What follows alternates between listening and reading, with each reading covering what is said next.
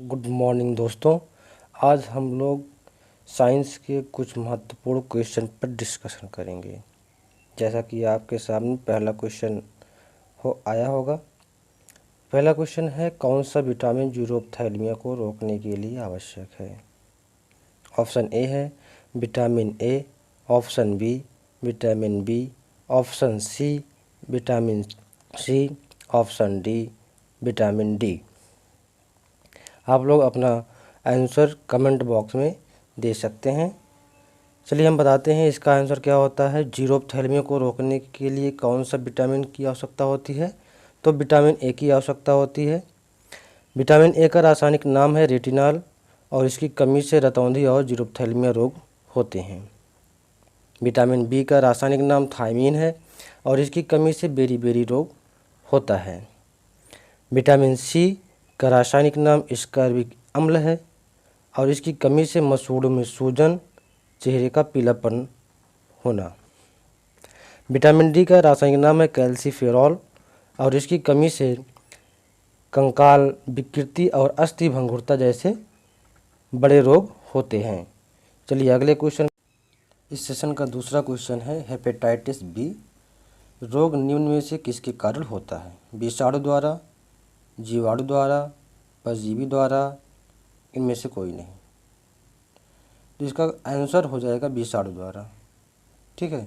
Hepatitis B रोग विषाणु के कारण होने वाला लीवर का एक गंभीर रोग है जिसे एक टीके के माध्यम से रोका जा सकता है। यह रोग एक संक्रामक रोग है।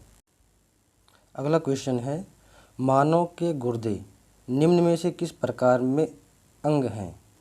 किस प्रकार के अंग हैं?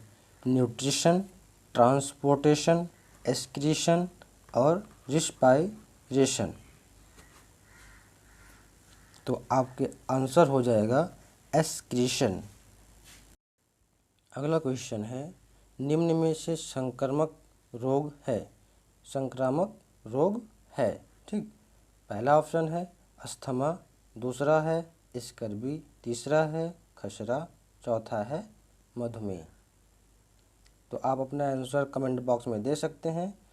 हम इसका आंसर बता रहे हैं। इसका आंसर है खसरा, ऑप्शन सी। आपके लिए इस सेशन का अगला क्वेश्चन है, निम्न में से कार्बोहाइड्रेट का उदाहरण नहीं है? ऑप्शन ए है maltose, option B fructose, option C glycogen, option D glycine. इसका आंसर आप कमेंट बॉक्स में कर सकते हैं और इसका आंसर हो जाएगा ग्लाइसिन। ग्लाइसिन जो है कार्बोहाइड्रेट का उदाहरण नहीं है। आपके लिए इस सेशन का अगला क्वेश्चन है, टीकाकरण का सर्वप्रथम शुरुआत किसने किया था?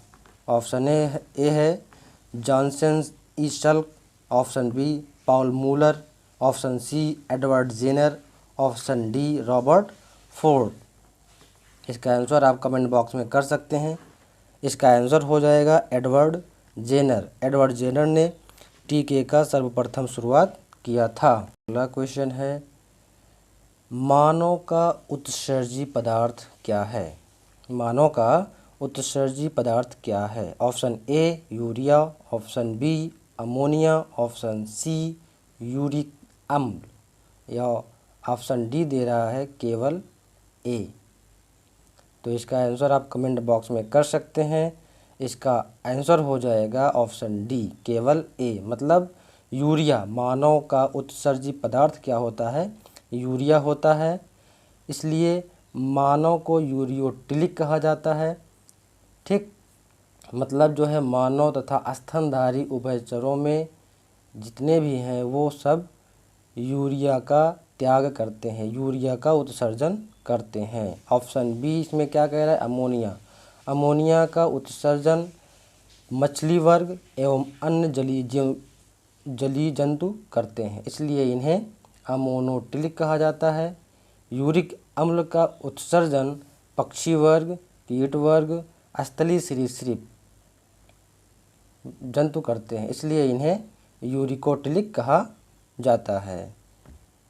क्वेश्चन नंबर 8 है, अमीनो अम्ल की अधिकांश मात्रा को यूरिया में विखंडित कर दिया जाता है?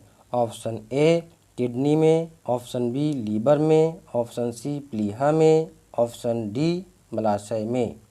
तो इसका आंसर सीधा सीधा हम बता दे रहे हैं, किडनी में अधिकांश अमीनो अम्ल की मात्रा को यूरिया में विखंडित कर दिया जाता है। चलिए हम लोग अगली क्वेश्चन की तरफ बढ़ते हैं। क्वेश्चन नंबर 9, निम्न में से कौन एक जड़ नहीं है? ऑप्शन ए गाजर, ऑप्शन बी मूली, ऑप्शन सी आलू, ऑप्शन डी शलजम। इसका आंसर आप कमेंट बॉक्स में कर सकते हैं। इसका आंसर हो जाएगा आलू। आलू एक तना है, जबकि गाजर, मूली और शलजम ये जड़ हैं। क्वेश्चन नंबर 10, कौन सा जीवाश्म ईंधन है? ऑप्शन ए कोयला, option B petroleum, option C प्राकृतिक गैस, ऑप्शन डी ये तीनों।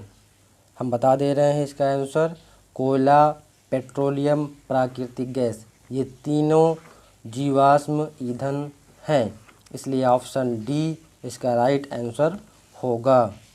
क्वेश्चन नंबर 11 है, खाद्य पदार्थ में मिलाए जाने के बाद अपनी श्वसन प्रक्रिया में खमीर निम्न में से क्या उत्पादित करता है?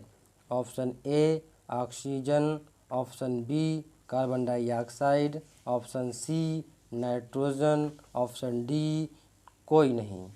तो आपका आंसर क्या हो जाएगा, हमें कमेंट बॉक्स में ज़रूर सुझाएं। इसका आंसर हो जाएगा कार्बन डाइऑक्साइड। Carbon dioxide. इस सेशन का अगला क्वेश्चन है, एक स्वस्थ मनुष्य प्रतिदिन लगभग कितने लीटर मूत्र का त्याग करता है? Option A 2 litre, option B 1.5 litre, option C 3 litre, option D 2.5 litre. इसका आंसर आप कमेंट बॉक्स में दे सकते हैं। इसका आंसर हो जाएगा ऑप्शन बी 1.5 लीटर प्रतिदिन एक स्वस्थ मनुष्य मूत्र का त्याग करता है। मूत्र का रंग हल्का पीला होता है और यह यूरोक्रोम के कारण होता है। यूरोक्रोम का निर्माण हीमोग्लोबिन के विखंडन के कारण होता है। अगला क्वेश्चन है आपका इस सेशन का, अल्ट्राफिल्ट्रेशन की प्रक्रिया होती है ऑप्शन ए रासायनिक भाग में, ऑप्शन बी कार्बनिक भाग में, ऑप्शन सी यांत्रिक भाग में या ऑप्शन डी इनमें से कोई नहीं।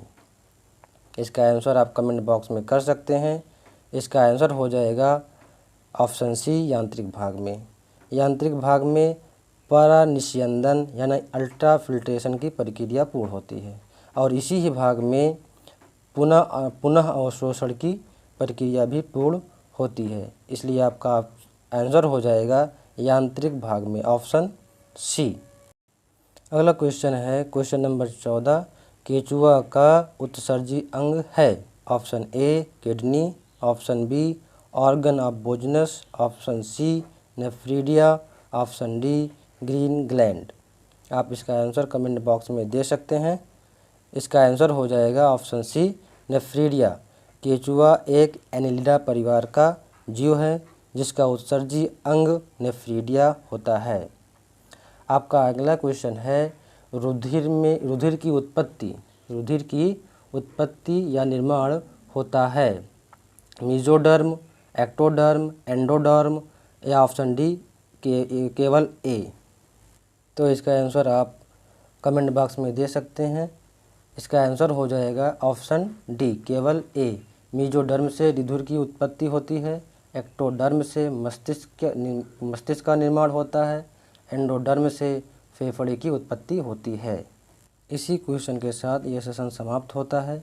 अगले सेशन के लिए चैनल को लाइक, शेयर और सब्सक्राइब अवश्य करें। आपका बहुत बहुत धन्यवाद।